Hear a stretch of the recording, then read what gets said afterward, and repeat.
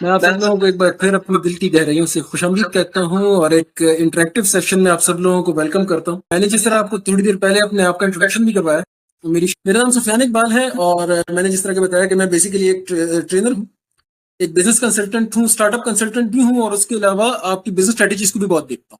जितने भी आपके पाकिस्तान खैबर पख्तूनख्वा में खास तौर में खैबर पख्तूनख्वा का सबसे बड़ा वुमेन इंटर्नशिप प्रोग्राम चलाने वाला मैं, अल्हम्दुलिल्लाह अल्लाह ताला ने इज्जत दी।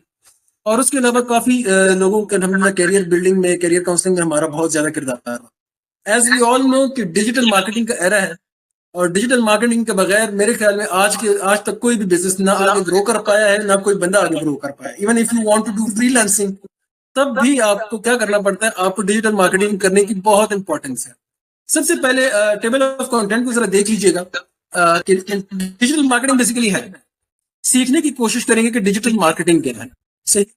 फिर उसके बाद हम बात करेंगे कंटेंट मार्केटिंग उसके अंदर क्या है। ऑब्वियसली डिजिटल मार्केटिंग के अंदर फिर बाकी चीजें हैं, बहुत इंपॉर्टेंट है। फिर कंटेंट मार्केटिंग की बेनिफिट्स को देखा जाएगा और फिर types of content marketing, content marketing की प्रोसेस कौन कौन सी है और कंटेंट मार्केटिंग की स्ट्रेटेजी टूल जो कि हमने बड़े आसान करके बनाई है ताकि हम लोग इस वक्त कोई गहराई में ना जाए, क्योंकि हमारे पास अगले 3-4 सेशंस भी हैं। सही है जी। फिर आखिर में हम आप लोगों के साथ क्वेश्चन आंसर सेशन, तो नेक्स्ट स्लाइड के ऊपर जाते हैं हम लोग।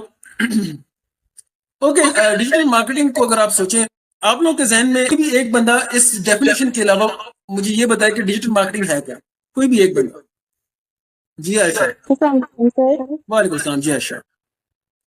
सर मेरे ख्याल में डिजिटल मार्केटिंग जो है तो वो प्रोडक्ट्स की सेलिंग होती है बेसिकली, जो हम जो है डिजिटल तरीकों से कर सकते हैं, जैसे लाइक टिकटॉक हो गया और यूट्यूब हो गया। उनके हेल्प ले सकते हैं ताकि हम अपने प्रोडक्ट की सेल कर सके। तो इस तरह से हम दूसरे लोग के साथ इंटरेक्शन भी हमारी जल्दी हो जाती है और हमारी प्रोडक्ट की जो है वो जल्दी सेलिंग भी हो जाती है और मार्केटिंग भी उनकी अच्छी तरीके से होती है। That's good point. बस क्या कि डिजिटल मार्केटिंग जो है वो प्रमोशन है प्रोडक्ट्स की, ब्रांड्स की, सर्विसेज की।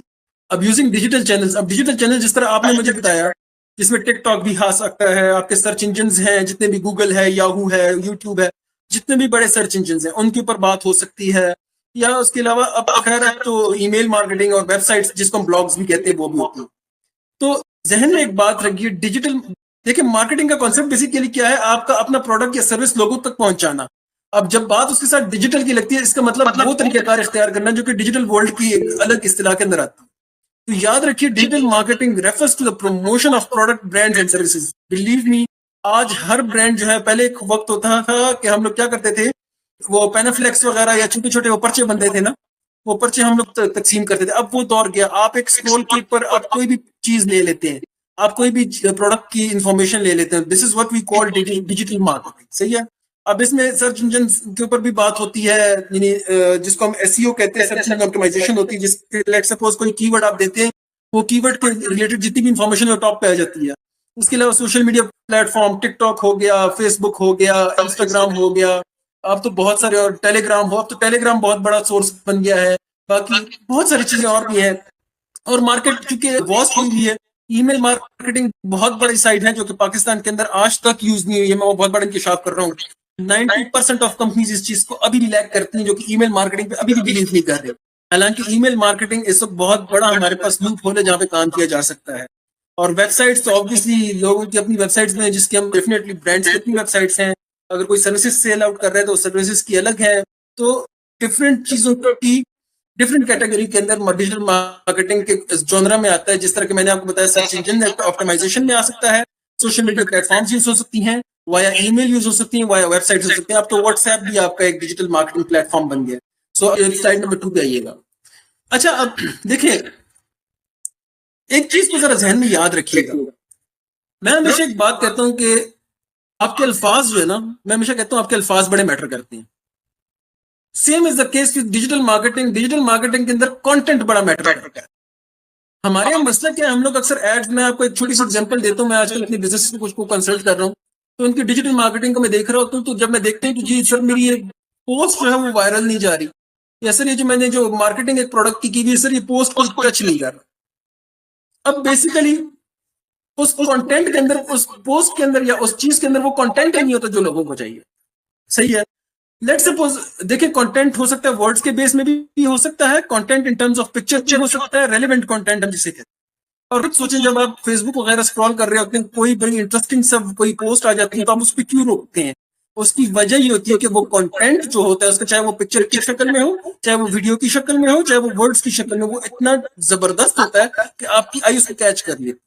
तो इस डेफिनेशन को अगर आप चलते रहे, तो इस डेफिनेशन के मुताबिक ये कहते हैं कि कंटेंट लाइन को जरा गौर से पढ़िएगा। Content marketing is a strategic marketing. ये स्ट्रेटेजिक मार्केटिंग हम इसको क्यों अप्रोच कहते हैं, उसकी वजह ये होती है कि यहाँ पे आपको हर चीज के ऊपर प्रॉपर स्ट्रेटेजी बनानी होती है। लेट्स सपोज, वो आगे आगे हम पढ़ेंगे कि आपका ऑडियंस क्या होगी, आपकी वर्ड्स उसके मुताबिक क्या होंगे, एज फैक्टर क्या होगा, मजहब क्या होगा, एथनिसिटी वगैरह वगैरह, एज फैक्टर, ये सारी चीजें इस स्ट्रेटेजी के अंदर आती हैं। सही है। Approach focused on creating and distributing valuable.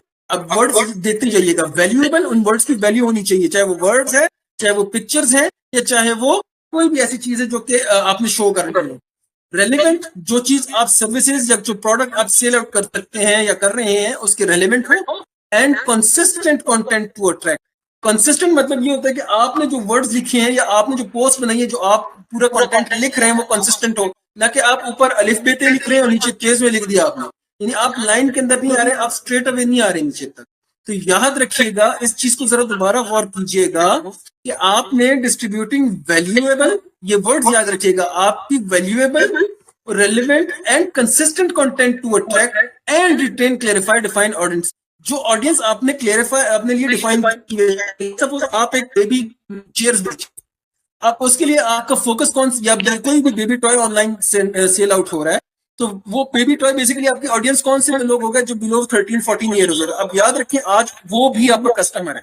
अगर आपको लग रहा है कि मैं 13-14 साल के बच्चे की बात कर रहा हूँ तो वो कैसे मेरे कस्टमर है, तो वो भी आपका कस्टमर है। याद रखिए, छोटा छोटा बच्चा भी आज आपका छोटी छोटी चीजों के ऊपर क्लिक करके खरीद रहा होता है। तो अगर आप बड़ी चीज, लेट सपोज आप कोई भी छोटी सी चीज बेच रहे हैं, मैं बात करता हूँ मोबाइल के ऊपर। अब मोबाइल जो है वो हर किसी का एक प्रोडक्ट हो सकता है, लेकिन उसके ऊपर प्रॉपर आप उस मोबाइल की वैल्यूएबिलिटी, यानी आप जो क्या चीज बेच रहे हैं उसकी वैल्यू क्या है, उसकी रेलिवेंस क्या है आपकी जिंदगी के साथ, और आपकी कंसिस्टेंट कंटेंट, मतलब उस कंस्टेंट के ऊपर आपने अड़े रहना, जो आप बात कहना चाह रहे हैं, जो आप बात बताना चाह रहे हैं, तो वो आप लोगों ने उसके ऊपर डटे रहना है, क्लियर रहना है कि आपकी जो डिफाइंड ऑडियंस है वो उसको समझ पाए। तो कोई किसी ओके, नेक्स्ट टाइप कर देते हैं। ओके, अब जरा देखिएगा, अब अगर आपकी कंटेंट मार्केटिंग अच्छी है ना, तो सबसे इंपॉर्टेंट बात यह है कि अगर आप एक अच्छा कंटेंट क्रिएट करते हैं तो आपकी ब्रांड अवेयरनेस इंक्रीज होती है। इसके बाद आपके पास पॉइंट आता है इंप्रूव वेबसाइट ट्रैफिक। याद रखिएगा, अगर आपने देखा हो अक्सर औकात जो हमारे फेसबुक वगैरह हम स्क्रॉल कर रहे होते हैं, तो उसके अंदर काफी चीजें ऐसी होती हैं कि वो आप स्क्रॉल करते हैं, आप एकदम क्लिक करते तो आपको एक वेबसाइट की तरफ ले जाता है। अगर आपका कंटेंट कैची होगा ना, आपका एड कैची होगा या आपकी पिक्चर कैची होगी, तो हर बंदा उसको क्लिक करके अंदर तक चेक करेगा।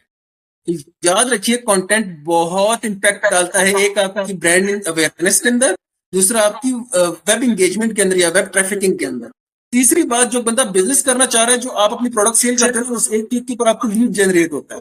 लीड क्या होता है, बेसिकली वो अपनी इंफॉर्मेशन आपके साथ शेयर करता है कि हाँ, मैं आपके प्रोडक्ट, आपके सर्विस या आपके काम के अंदर इंटरेस्टेड हूँ, तो काइंडली मुझे आप कांटेक्ट करें। तो इसको लीड जनरेशन कहते हैं। अगर आपकी कंटेंट बेहतरीन है तो आपकी लीड जनरेशन होती है, लेकिन अगर आपने थका हुआ कंटेंट दिया हुआ है तो कोई भी हमारा वो नहीं कर सकता, लीड जनरेशन जो है वो बहुत ज्यादा डाउन हो जाती है। तो उसके बाद अगर आपका कंटेंट अच्छा है, चौथा पॉइंट हमारे पास है एनहांस कस्टमर एंगेजमेंट। तो डेफिनेटली जब आपकी ब्रांड अवेयरनेस अच्छी होगी और आपके वेबसाइट पे ट्रैफिक आएगी और एक लीड जनरेशन होगी, तो डेफिनेटली आपका कस्टमर भी इंगेज होगा और आपके कस्टमर बढ़ेंगे, ना कि कम होंगे। ऑब्वियसली जब आपकी तरफ से सेटिस्फेक्शन जाएगी ना सिर्फ वेबसाइट के थ्रू ही, तो लोग आपकी तरफ आते जाएंगे। तो कंटेंट मार्केटिंग कितनी इंपॉर्टेंट हुई, अगर आपका कंटेंट अच्छा हुआ तो आपकी ब्रांड अवेयरनेस लोग तक जाएगी, फिर उसकी वजह से आपके ट्रैफिक वेबसाइट के ऊपर लोग ज्यादा आएंगे, उसके बाद लीड जनरेट होगी, जो कि आपकी उन लोगों के साथ कन्वर्सेशन होगी जो कि बेसिक लोग हैं, जो प्रोडक्ट ओनर होते हैं या जो पीछे टीम बैठी होती है, वो आपको प्रोडक्ट के ऊपर बताते हैं लीड जनरेशन के बाद। उसके बाद आपकी कस्टमर एंगेजमेंट ज्यादा होती है। Obviously more the lead you generate, more the customer you will get. So any type of content marketing, आप इसको आज ब्लॉग पोस्ट होती हैं, आर्टिकल्स होती हैं, ई बुक्स, जितनी भी आपकी ऑनलाइन ई बुक्स मौजूद होती हैं, white paper, normally case studies भी मौजूद है, वीडियोस भी होती, वीडियोस लेट्स सपोज शॉर्ट्स हम जिन्हें कहते हैं, सोशल मीडिया पोस्ट होती है या इन्फोग्राफिक्स होती है। ये वो चीजें जो आपकी डेली जिंदगी में हो रही है। ब्लॉग पोस्ट बेसिकली आपकी वेबसाइट हो गई, ये आपका एक रिटन ब्लॉग होता है जो कि हम blogpost.com पे भी कर सकते हैं। आर्टिकल्स हो गए जो कि आपके रिक्वायर्ड है, जिस तरह हम स्टडी के लिए आर्टिकल रिक्वायर्ड होती हैं, ई बुक्स वगैरह रिक्वायर्ड हो गई, white paper, case studies according to your needs हो गई, वीडियोस, सोशल मीडिया पोस्ट या इन्फोग्राफिक्स। तो ये आपकी तकरीबन कंटेंट मार्केटिंग की तमाम टाइप्स होती हैं। लेट्स ओके, मैंने सारी बातें शुरू में की ना, वो यहाँ पे चीजें अब आ गई आपके सामने। कंटेंट मार्केटिंग के प्रोसेस को जरा समझने की कोशिश करें, बहुत इंपॉर्टेंट है। देखिए, मैंने शुरू में कहा कि आपकी रिसर्च बड़ा मैटर करती है, आपकी प्लानिंग बड़ी मैटर करती है, और आपकी कंटेंट क्रिएशन बड़ी मैटर करती है इन टर्म्स ऑफ रिसर्च और प्लानिंग।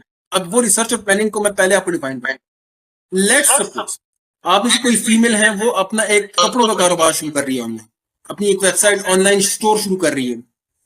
अब वो अपनी कंटेंट के ऊपर रिसर्च करेगी। पहले रिसर्च में क्या होगा कि मेरे कॉम्पिटिटर्स किस तरह का काम कर रहे हैं, फिर मेरी वेबसाइट किस तरह की होनी चाहिए, मेरे टारगेट कस्टमर क्या होंगे, मेरे पास अवेलेबल प्रोडक्ट्स कितने होंगे, और मेरी साइट कितने लोगों तक, यानी मैंने कितने प्लेटफॉर्म पे शेयरिंग वगैरह वगैरह जो सर। फिर आप प्लानिंग रिसर्च करने के बाद सबसे इंपॉर्टेंट काम होता है हमारा प्लानिंग। देखिए, याद रखिए, ये दोनों इंटर रिलेटेड, डायरेक्टली प्रोपोर्शनल है। याद रखिए, जब तक आपकी रिसर्च स्ट्रांग नहीं होगी, आपकी प्लानिंग स्ट्रांग नहीं होगी। सही है, आप बहुत स्ट्रांग प्लानिंग कर लें, लेकिन आपको रिसर्च करना नहीं आई ना, तो ये आपको जिंदगी में अजाब बना देगी। सही है, तो अपनी रिसर्च को बड़ा स्ट्रांग रखिए बिजनेस के अंदर, और कोशिश कीजिए कि आपकी रिसर्च इतनी स्ट्रांग हो कि आपके लोग दीवाने हो जाए इस रिसर्च पे। क्योंकि प्लानिंग भी तभी होती है जब आप उस प्रोडक्ट के ऊपर, कंपटीशन के ऊपर रिसर्च करते हो। हमारे यहाँ सबसे बड़ा जो मसला है बिजनेस ओनर्स का, वो मार्केट में बिजनेस खोल के आ जाते हैं, या रियल एस्टेट के अंदर, सॉरी मैं बोल रहा हूँ, डिजिटल मार्केटिंग के अंदर आ तो जाते हैं, लेकिन तो ये नहीं पता कि डिजिटल मार्केटिंग में नीश कौन सी होनी चाहिए। ये तो सिर्फ मैं एक कंटेंट मार्केटिंग की बात कर रहा हूँ, लोग डिजिटल मार्केटिंग के अंदर बहुत सारी और निशेज हैं। हमारे यहाँ सबसे बड़ा जो मसला आ रहा है वो रिसर्च का होता है, हम लोग रिसर्च करते ही नहीं। समझ में आ रही है आपको? अब हम पॉइंट 2 के ऊपर आते हैं, publication and distribution. Important point है। डेफिनेटली जब आपकी रिसर्च होगी, प्लानिंग होगी, तो उसकी पब्लिकेशन भी आप करेंगे, और डिस्ट्रीब्यूशन। अब पब्लिकेशन क्या होती है? बेसिकली आपने जो पोस्ट बनानी होती है, या आपने जो कंटेंट क्रिएट करना है, उसको पब्लिक किस तरह करना है। डिस्ट्रीब्यूशन कौन कौन सी साइट्स आपकी अवेलेबल हो सकती है। प्रमोशन और आउटरीच के लिए आप सिलेक्शन करते हो, प्रमोशन की हमारी टाइप क्या होगी, वीडियो टाइप होगी, कंटेंट आपकी रिटन टाइप होगी, या पिक्चर टाइप होगी। आउटरीच कौन कौन से एरियाज में होगी? आउटरीच का मतलब किस किस साइट की, हम डिजिटल की बात कर रहे हैं, ईमेल पे हो सकती है, आपकी किसी वीडियो के ऊपर हो सकती है, डिफरेंट हो सकती है। फिर उसकी at the end measurement and analysis करते हैं। अब इस रिसर्च, इस पूरी चीजों को जरा समझने की कोशिश करें। हम पहले क्या करते हैं? रिसर्च एंड प्लानिंग करते हैं, सही है, कंटेंट क्रिएशन के लिए। फिर उसको पब्लिकेशन और उसकी डिस्ट्रीब्यूशन के ऊपर काम करते हैं। फिर उसके बाद हम प्रमोशन और आउटरीच पे बात करते हैं। उस सारे प्रोसेस को कवर करने के बाद उसके मेजरमेंट और एनालिसिस करते हैं कि जो हमने प्रोसेस फॉलो किया, आया वो प्रोसेस हमारी बिजनेस के ऊपर कोई असर डाल गया कि नहीं डाल गया। तो ये बात आपके जहन में होनी चाहिए कि जितनी स्ट्रांग रिसर्च उतनी स्ट्रांग प्लानिंग। जब दोनों चीजें स्ट्रांग होंगी तो उतनी स्ट्रांग पब्लिकेशन और उतनी स्ट्रांग डिस्ट्रीब्यूशन होगी, और जितनी स्ट्रांग डिस्ट्रीब्यूशन होगी उतनी स्ट्रांग प्रमोशन और आउटरीच होगी। और इन सबको अगर आप मेजर करेंगे तो आपके पास जब एनालिसिस इसका आएगा, तो आप यकीन नहीं करेंगे कि जितनी रीच आपकी कम टाइम में आएगी, आप हैरान हो जाएंगे कि यार मैंने कोई अजूबा कर दिया। अक्सर लोग याद करें, हम लोग अक्सर कहते हैं ना कि यार ये नया बिजनेस में आया तो इतने एकदम वायरल कैसे हो गया। बेसिकली वो अपने कंटेंट पे इतना रिसर्च किया होता है, उसकी प्लानिंग इतनी स्ट्रांग होती है ना, वो इन सारे प्रोसेस को इतना स्ट्रांगली देखता है कि वो आगे निकल जाता है। तो याद रखिए, कंटेंट मार्केटिंग प्रोसेस को फॉलो करते हुए जब तक आप काम करेंगे तो आप सक्सेसफुल होंगे। अदर किसी ने अगर प्रोसेस को समझा हो तो प्रोसेस को समझने की कोशिश करें। हमने प्रोसेस में सबसे पहले बात क्या की थी? हमने बात की थी कि भाईजान हमारी रिसर्च होनी चाहिए। अब रिसर्च के अंदर सबसे पहली बात क्या आ गई आपकी? Defined target audience. हाँ, देखें रिसर्च आना शुरू हो गई ना आप लोगों की। अब मेरी बात, अब प्रोसेस आपका फॉलो होना शुरू हो गया ना, सही है। फिर आप उस टारगेट ऑडियंस के हिसाब से आप अपने गोल्स और आपके ऑब्जेक्टिव सेट करते हैं। आपकी टारगेट ऑडियंस क्या होगी, और फिर आपके लेट्स गोल्स एंड ऑब्जेक्टिव्स क्या होंगे। गोल्स एंड ऑब्जेक्टिव दो टर्म्स के हो सकते हैं। वो क्या हो सकते हैं कि भाई मैंने कहना क्या है, मैंने बेचना क्या है, मुझे करना क्या है, और मैंने कब तक करना है। ये सारी बातें इसके अंदर होती हैं, ये जहन में बात रखिएगा, सही है। फिर अगर आप, आपके राइट्स, मेरे तो राइट साइड पे, आपको भी इंशाल्लाह राइट साइड भी नजर आ रहा होगा आपको, डेवलप कंटेंट कैलेंडर बहुत इंपॉर्टेंट है, बहुत इंपॉर्टेंट है। आपके कंटेंट कैलेंडर का होना बहुत इंपॉर्टेंट है। मैं इंशाल्लाह कोशिश करूंगा, इस खुशबू को मैं शेयर भी कर दूंगा कंटेंट कैलेंडर का फॉर्मेट, और आप उनसे शेयर भी कर दूंगा। चूज कंटेंट चैनल्स, डेफिनेटली आपका कंटेंट चैनल कौन कौन से होंगे। चैनल मींस आपकी वीडियो कंटेंट होगी, आपकी रिटन कंटेंट होगी, आपकी वॉइस कंटेंट होगी, कौन सी कंटेंट आप यूज कर रहे हैं। दूसरी बात, ये चैनल्स के यहाँ पे दो मायने हैं, एक आपके कंटेंट होगा किस तरह का और आपके कंटेंट जाएगा किस तरफ से। यूट्यूब के ऊपर काम करना चाह रहे हैं कंटेंट के ऊपर, आप किसी वेबसाइट पे काम कर रहे हैं, आप किसी भी चीज के ऊपर काम कर रहे हैं, तो आप इसको उस तरफ से भी ले सकते हैं। फिर जब आप इस सारी स्ट्रेटेजी को एवेल्युएट करें, फिर आप इसको स्ट्रेटेजी को हमेशा याद रखें जब हम कोई भी काम करते हैं, भैया ने एवेल्युएट जरूर करते हैं। फिर एवेल्युएट करें कि जो आपने स्ट्रेटेजी अप्लाई की आया, ये आपके काम आई कि नहीं आई। सही है, ओके। कुछ टूल्स हैं, टूल्स के ऊपर बात करते हैं। कंटेंट मैनेजमेंट सिस्टम, हर इदारे हर डिफरेंट तरीके का डिफरेंट मैनेजमेंट सिस्टम हो सकता है। मेरे पास यहाँ पे कुछ अवेलेबल है, मैं इसकी केस स्टडीज आप लोगों से शेयर कर दूंगा। उसके बाद सोशल मीडिया स्केड्यूलिंग टूल्स, देखें मैं खुद इस वक्त काम कर रहा हूँ इस पे। देखो सोशल मीडिया पे हम अक्सर काम करते हैं ना, तो हम लोगों को ये नहीं पता होता कि हम लोग सोशल मीडिया को यूज किस तरह करें। अभी तो हमें सोशल मीडिया का यूज बहुत इंपॉर्टेंट है सीखना। सोशल मीडिया को हमने स्केड्यूल किस तरह करना है, कौन सी, अब इस स्केड्यूलिंग के अंदर दो तीन चीजें आ रही हैं कि आपका कस्टमर किस वक्त अवेलेबल होता है, आपकी प्रोडक्ट नीश जो है वो किस वक्त बड़ी इंटरेस्टिंग होती है। सही है, तो ये सारी चीजें अवेलेबल होती हैं। ईमेल मार्केटिंग सॉफ्टवेयर मिल जाते हैं मार्केट के अंदर, ये बड़ी कंपनियां देती हैं। एसईओ बहुत इंपॉर्टेंट फैक्टर है, हमें ये कभी नहीं करना आया। मेरे बच्चों में, मेरी जिंदगी में एक बात याद रख लो, अगर आप डिजिटल मार्केटिंग की दुनिया में कामयाब होना चाह रहे हो तो एसईओ को सीखना मत भूलना, एसईओ को मस्त सीखना। एसईओ के बगैर कुछ नहीं होता। लेट सपोज मैं आपको बताऊं, आप यूट्यूब पे ट्रेंडिंग वीडियोस वगैरह देख रहे होते हो ना, तो उसके बैकग्राउंड पे एक वर्ड एसईओ होता है, जो उस वर्ड के क्लिक के ऊपर आपके ऊपर कस्टमर आता है। तो याद रखिए, इस तरह की आपकी इंस्टाग्राम पोस्ट के ऊपर लेट सपोज आप लेडीज सूट पहनते हो या कुछ भी करते हो, या लड़के जो अपने लिए जूते वगैरह, search engine optimisation, SEO, is not SEO, SEO, search engine optimisation. सही है जी, ये बहुत इंपॉर्टेंट है। सिर्फ समझाने की बात थी कि ये टूल्स इस्तेमाल होते हैं जिसमें CMS होता है, सोशल मीडिया स्केड्यूलर होते हैं, ईमेल मार्केटिंग सॉफ्टवेयर मार्केट में मिल जाते हैं, पेड भी होते हैं, अनपेड, लेकिन पेड ज्यादा बेहतर होते हैं। सर्च इंजन ऑप्टिमाइजेशन की है कंटेंट मार्केटिंग टूल की, बल्कि डिजिटल मार्केटिंग टूल है। मैं तो याद रखिएगा, डिजिटल मार्केटिंग के लिए जिस बंदे ने सर्च इंजन ऑप्टिमाइजेशन सीखी है वो डिजिटल मार्केटिंग का गुरु है, क्योंकि उसको पता लग गया कि किस बंदे की कौन सी पिन पॉइंट है या कौन सा वर्ड पिन पॉइंट है। तो मेरे ख्याल में अब इसको मैं ज्यादा डीप इसलिए नहीं लेकर जाऊंगा क्योंकि ये समझाने वाली बातें बड़ी बड़े लेवल की है, लेकिन ये रखा मैंने अपने के लिए इसलिए क्योंकि आप लोगों को समझ आए कि लोग किस तरह काम करते हैं। रिक्वेस्ट यहाँ पे इस चीज को मैं यहाँ पे इसलिए रोक रहा हूँ, ये हमने सिर्फ एक इंट्रोडक्टरी सेशन रखना था और इस इंट्रोडक्टरी सेशन के हमने छोटे छोटे पॉइंट्स लेने थे।